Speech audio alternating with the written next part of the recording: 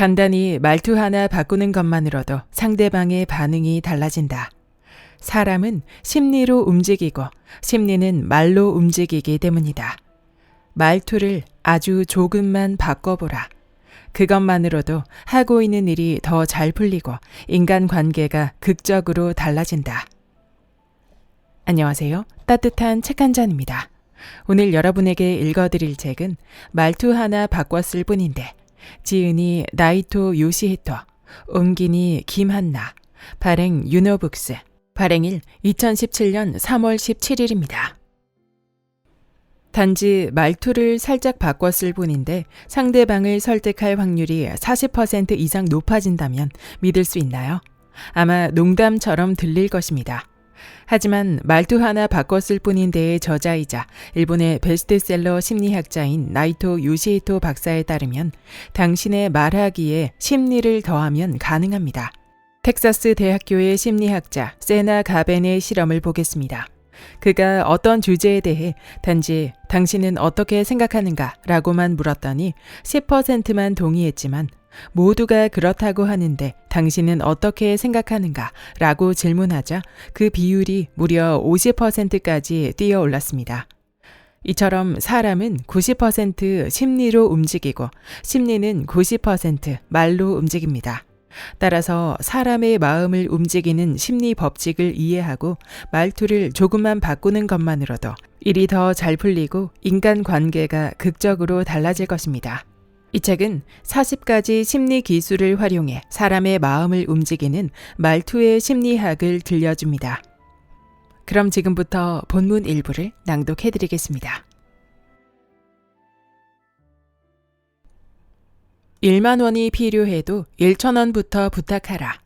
Even a penny 테크닉. 잠시만 부탁해도 될까? 10분만이라도 좋으니 도와줄 수 있어.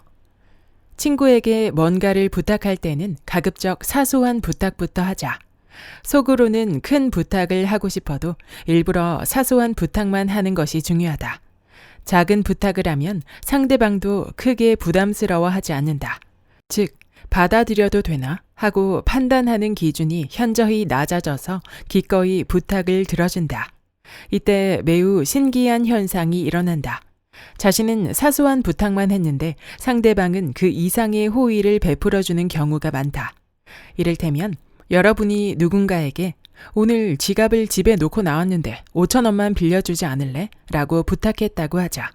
그러면 상대방은 5,000원에 그치지 않고 1만 원이나 2만 원쯤 빌려준다. 이유는 잘 모르겠지만 5,000원만 빌려줘 라고 부탁하면 5,000원 이상의 호의가 돌아온다. 이를 심리학에서는 even a penny 테크닉이라고 부른다. 1페니라도 좋으니 돈을 빌려달라고 부탁하면 대부분의 경우에는 그보다 더 많은 돈을 빌려준다는 의미다. 미국 애리조나 주립대학교의 로버트 치알디니는 어느 중산층 주택지에서 84세대를 방문하며 미국 암협회에서 나왔는데 협회를 위한 모금을 부탁합니다. 1페니라도 좋습니다. 라고 부탁해봤다. 그랬더니 총 세대 중 58.1%가 흔쾌히 모금에 참여했으며 또 평균 32.30달러나 기부했다. 참고로 1페니라도 좋다는 말을 하지 않고 모금을 부탁했을 때는 32.2%의 세대만 모금에 참여했고 평균 기부액은 20.74달러였다. 이렇듯 땡땡만이라도 라고 말하며 부탁해야 상대방이 응할 확률이 높아진다. 또 상대방은 내가 부탁한 것보다 더 많이 베풀어준다. 다른 사례를 생각해보자. 직장에서 친한 동료에게 잔업을 도와달라고 부탁하고 싶다고 하자. 이럴 때는 10분만이라도 좋으니 도와줄 수 있어? 라고 최대한 시간을 줄여서 부탁하는 것이 핵심이다. 대부분의 경우에는 동료도 부탁을 들어준다. 게다가 10분은 물론 더 많은 시간 동안 도와줄 것이 분명하다. 어쩌면 일이 끝날 때까지 도와줄지도 모른다. 만일 잔업을 돕기 시작한 지 10분이 지났다고 해도 자, 10분이 지났으니까 나는 먼저 퇴근할게 라고 하는 박정한 사람은 거의 찾아볼 수 없다. 일단 떠맡은 이상 마지막까지 제대로 도와주자고 생각하는 사람이 대부분이다. Even a penny 테크닉은 매우 강력한 기술이라서 그 존재를 아는 사람도 쉽게 걸려든다. 필자도 한두 줄이라도 좋으니 글 좀 써주시겠어요? 라는 말을 듣고 단행본 한 권 분량을 전부 쓴 적이 있으며 신문 기자에게 한마디라도 괜찮으니 의견을 들려주세요 라고 전화로 부탁을 받아서 30분 가까이 취재에 응한 적이 있다. 이런 일이 꽤 많이 일어난다. 세상에는 대체로 성격이 좋은 사람들이 살고 있다. 그래서 땡땡만이라도 라는 말을 들었을 때 땡땡만으로 끝내는 경우는 없으며 보통은 더 큰 선의를 베풀어준다. 이렇듯 even a penny 테크닉은 사람의 선의를 이용하는 방법이다. 사기꾼이 악용하면 곤란하지만 상대방이 선의를 베풀었을 때는 자신도 상대방에게 선의를 베풀어서 더 나은 인간관계를 구축하는 데 유용하게 쓰기 바란다. 말하기 거북한 부탁은 함께 식사하면서 하라. 오찬의 법칙. 술 한잔 마시면서 이야기하지 않을래? 일단 뭐 좀 먹으러 갈까? 상대방을 설득할 때는 함께 먹고 마시면서 설득하면 좋다. 그래야 상대방이 응할 확률이 비약적으로 높아지기 때문이다. 아무리 열정적으로 설명해도 좀처럼 수긍해주지 않았던 사람이라도 함께 식사하면서 다시 설명하자 의외로 순순히 들어주는 경우가 많다. 우리는 맛있는 음식을 먹고 마시면 심리 상태가 매우 쾌적해진다. 쾌적한 상태에서는 마음도 개방적이 된다. 그래서 뭔가를 먹고 마시지 않을 때는 반응하지 않던 사람도 식사하면서 부탁하면 선뜻 좋다고 대답하는 경우가 꽤 많다. 그렇다고 친구를 설득하기 위해 준비하는 음식이나 음료가 그리 비싸지 않아도 된다. 사업상의 접대가 아니므로 고급 식당에 갈 필요가 없다. 기껏해야 과자나 주스, 샌드위치 등 가볍게 먹을 수 있는 음식으로 충분하다. 그런 것으로도 친구는 기꺼이 여러분이 하는 말을 들어준다. 미국 예일대학교의 어빙 제니스라는 심리학자는 약간의 과자와 콜라를 대학생들에게 제공하며 설득했을 때와 제공하지 않고 설득했을 때 얼마나 차이가 나는지 조사했다. 실험 결과 과자를 제공했을 때는 예컨대 25년 이내에 암 특효약이 개발된다는 설득 문장을 읽고 나서 동의하는 학생의 비율이 81.1%였다. 그런데 과자를 제공하지 않았을 때는 61.9%에 불과했다. 과자를 제공하는 것만으로도 그렇다라고 말하는 사람의 비율이 20% 가까이 올라간 것이다. 친구에게 뭔가를 부탁할 때는 미리 가방 속에 과자 등을 숨겨 놓았다가 이를 상대방에게 권하면서 부탁해 보면 좋을 것이다. 상대방에게 주스를 건네서 함께 마시며 부탁하는 것도 좋은 아이디어다. 뭔가를 함께 먹는다는 행위 자체가 서로의 친밀감을 높이는 데 도움이 된다. 한솥밥 먹는 사이라는 표현이 있듯이 우리는 함께 식사한 사람에게 친숙함을 느낀다. 여성들은 대화를 할 때 서로 간식을 나눠 먹으면서 이야기하는 경우가 많다. 아무것도 먹거나 마시지 않고 대화를 나누는 경우는 별로 없다. 왜 여성들은 대화할 때 간식을 함께 먹을까? 그 이유는 그렇게 해서 친구와 좀 더 돈독한 관계를 만들고 싶다는 욕구가 있기 때문이다. 이에 반해 남성은 뭔가를 먹거나 마시지 않아도 그다지 신경 쓰지 않는데 그 이유는 남성이 여성만큼 상대방과 친해지고 싶다는 욕구가 강하지 않기 때문이다. 특별히 친해지고 싶다는 마음이 없으므로 간식을 함께 먹는 행동 등을 하지 않는다. 서로 친밀해지면 그만큼 부탁을 잘 들어주는 것은 당연하다. 그런 점에서는 남성도 여성을 보고 배워서 좀 더 자주 상대방과 함께 간식을 먹는 편이 좋다. 친구에게 부탁할 때는 점심이라도 함께 먹으면서 이야기를 할까? 라고 제안하면 수월해진다. 평소 나는 말주변이 없다. 나는 설명이 장황하고 애둘러 말한다 라고 느끼는 사람이라면 함께 식사하면서 라는 작전이 훨씬 더 큰 효과를 볼 수 있다. 맛있게 음식을 먹고 있는 사람은 그다지 힘을 들여서 설득하지 않아도 아, 좋아요 라고 대답해 주기 때문이다.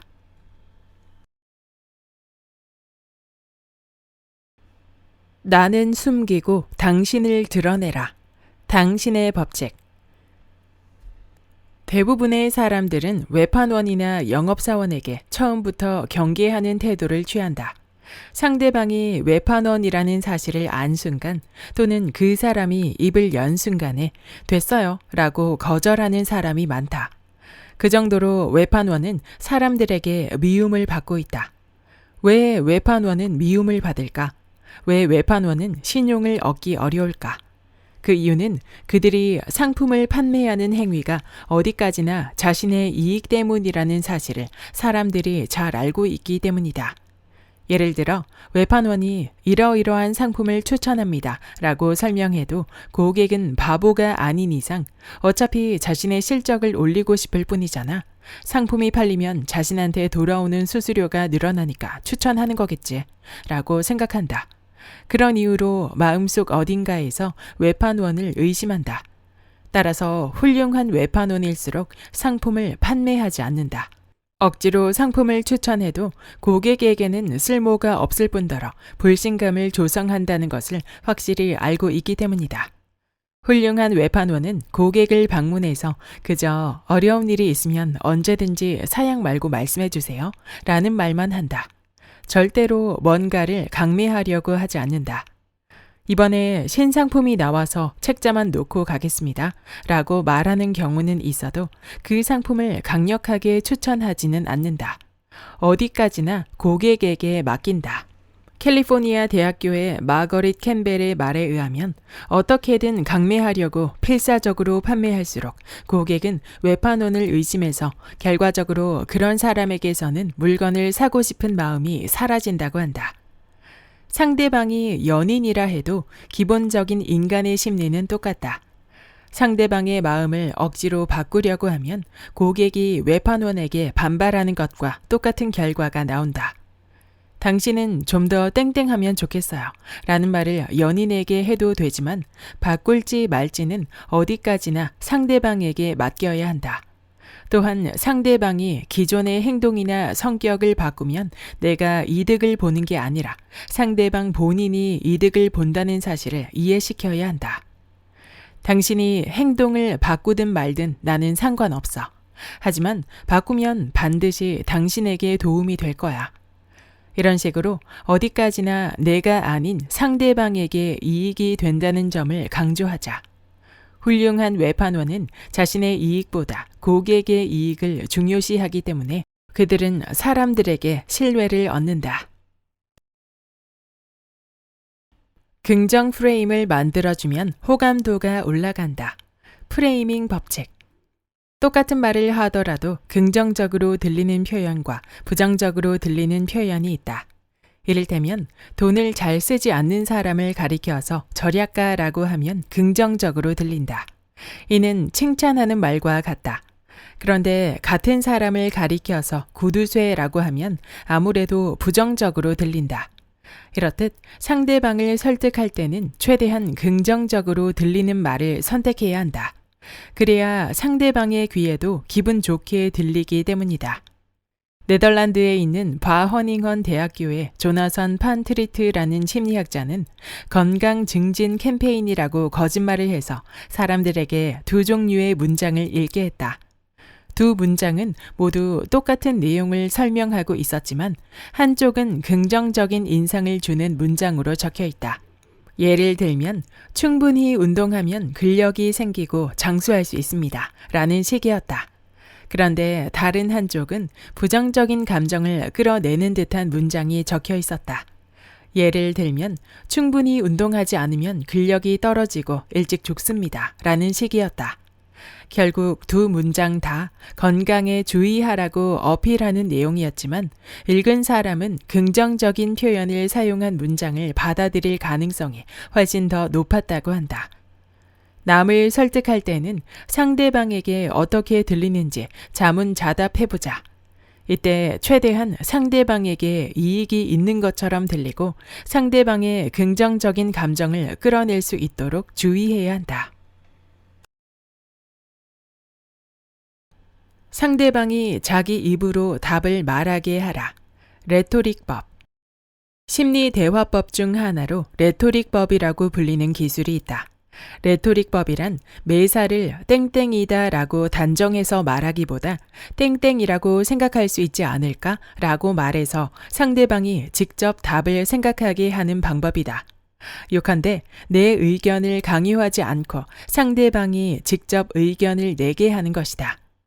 이제 군대는 필요 없다고 강력하게 주장하는 것이 일반적인 방법이라면 군대가 없어도 외교로 어떻게든 해결될 것이라고 생각할 수는 없습니까?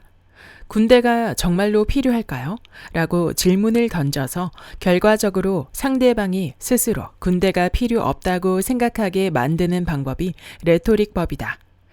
친구를 설득할 때 특히 이 레토릭법이 매우 편리하다.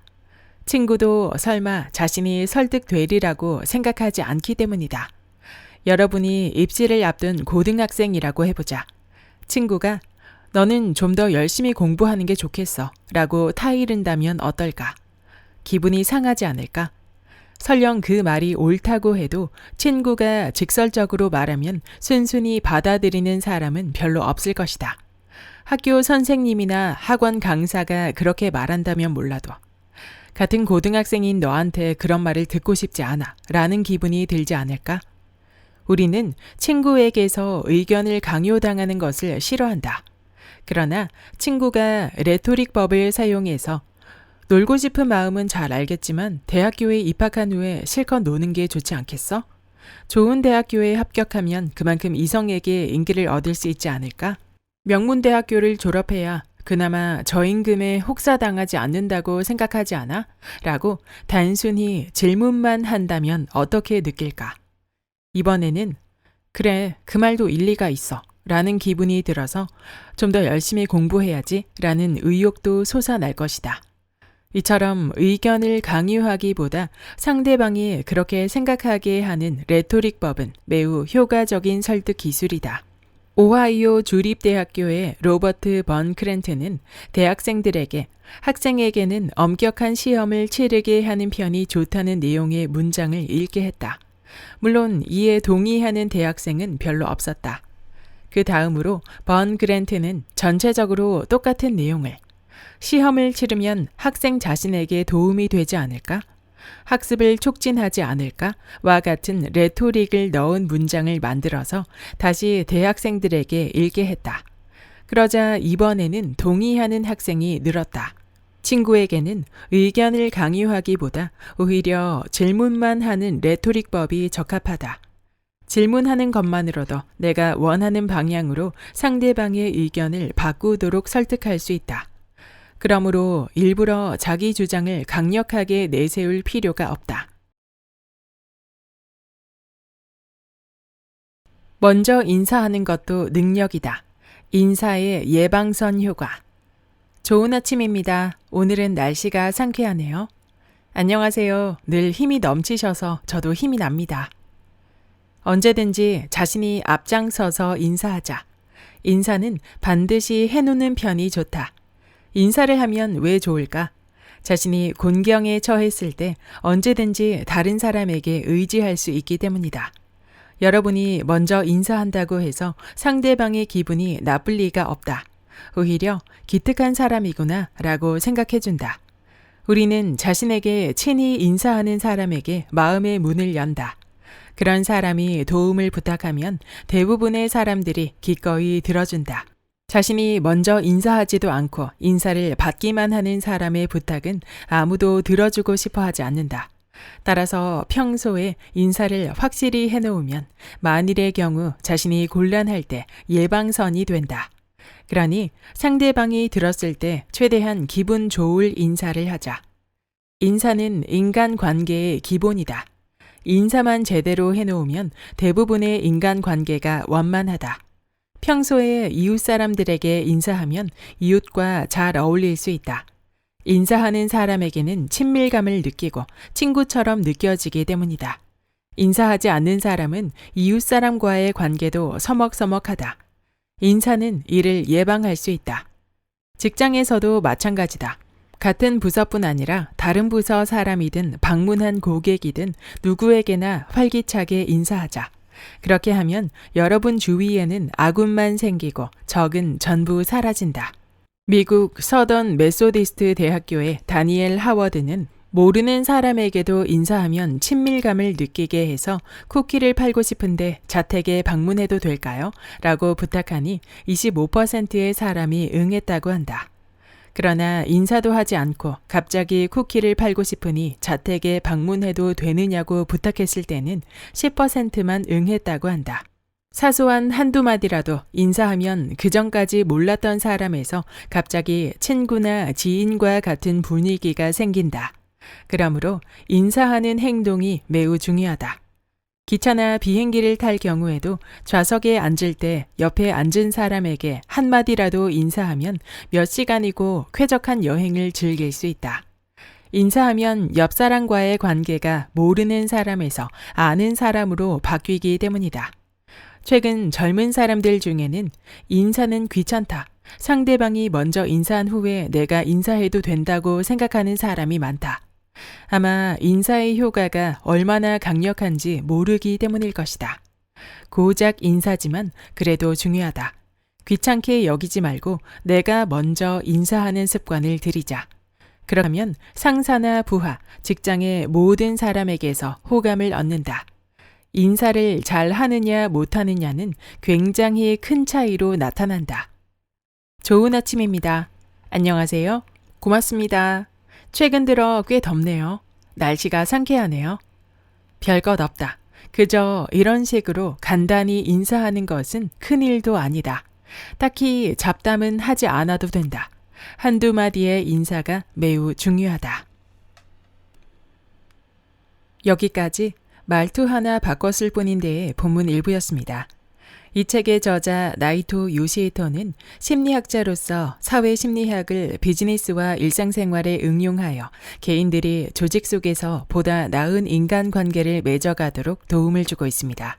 저자는 같은 말을 해도 약간의 표현을 달리하면 상대방을 설득하거나 마음을 움직일 수 있다는 전제를 두고 사람의 심리를 기반으로 한 말의 기술을 아주 쉽게 설명하고 있습니다. 40가지의 기술은 각각의 이론적인 근거를 토대로 상대방의 심리를 움직일 수 있는 스킬들인데요.